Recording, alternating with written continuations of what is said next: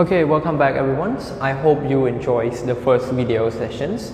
Now let's continue to our second subject in this second sessions.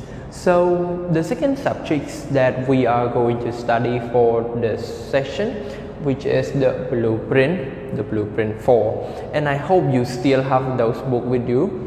But in today's video, we will focus on only a small part of those books, which is the language focus of the lesson 5. So the lesson 5, which is about day trip, isn't it? So in the lesson 5, you learn how to give suggestions. And I hope you remember there are a lot of phrases and there are questions that you can ask in order to give suggestions. But in today's video, we will only focus on the modal verb. And in that modal verb, you can use not only to give suggestions, but you can also use those modal verbs in order to give advice. So in today, I hope you pay attention to this video because this lesson will be appear in your coursebook when you go to the university or in the higher level. So pay attention to this. So let's look at the modal verb that you can use to give suggestion first. So the modal verb that mostly appears in this that you can use in order to give suggestion, we have the word shall and can and could. Let's say shall we do this, shall we do that. We are not asking question of approval, but we ask the question using the word shall here in order to get suggestions. Or if you don't know how to do a specific thing, you can ask in order to get the instruction. Let's say you don't know how to use the computer, and then you just ask the question, oh, shall I click this? Shall I install this? Shall I double click on this? So the shall is a question form, but it not asks for confirmation. It asks for suggestions or instruction. And again, notice here, we only use shall in the question form. And there are only two subject pronouns that we can use with the word shall. We can only use with the word we or the word I only. There is no other pronouns that you can use with shall. But what if you want to use other pronoun?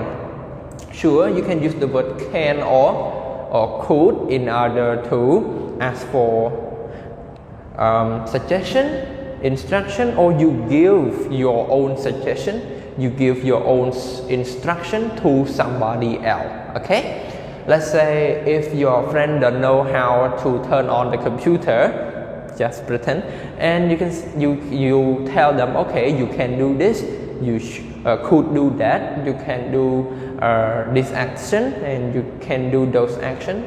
So can and could can use to ask for suggestion, to ask for instruction, and at the same way you can use can and could to give other people suggestion and instruction as well. Sure, so this one are the modal verb that you should remember.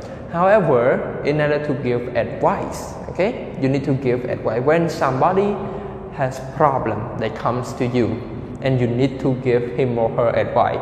Let's say a friend of yours complained that he or she had a very headache, okay, very headache.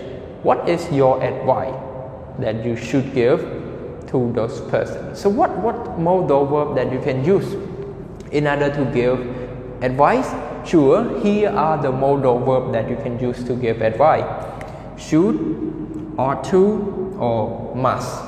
Let's say you should go to sleep, or you should drink a lot of water. So these are the way that you give advice. However, if you are very clear and that problem is very serious, let's say your friend cannot sleep for 2 days, okay, he cannot enjoy his night, he just opened his eye for the whole night. It is a serious problem. He cannot go to sleep for 2 days. and it is very serious situation, and your advice should be a serious advice as well. Instead of saying you should go to the doctor to see your problem. No, it is not that small problem, but it's a big problem. You need to use must in order to give a strong advice, which is in a serious case. Let's say you must go to the doctor because you cannot go to sleep for 2 days now. It's a problem. So that problem is serious. You can use must to express the degree of your advice, which is the strong advice. Okay, everyone, I hope you get the idea of giving suggestion and giving advice. Now it is the time for you to practice some of the exercise here on the whiteboards. So there are only 4 exercises here.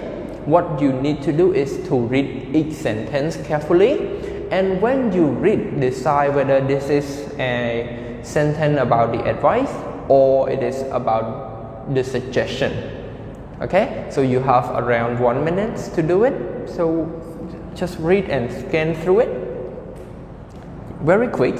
So number 1, Saul will go now. Number 2, you should do this now. Number 3, he could stay at home. Number 4, they must stop doing that. Okay, so let's look at number 1, should we go now. So the modal verb that we use is should.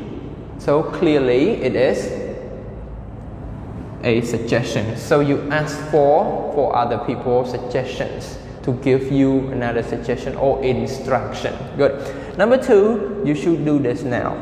You should do this now, which is you tell somebody to do something. It's an advice. Okay.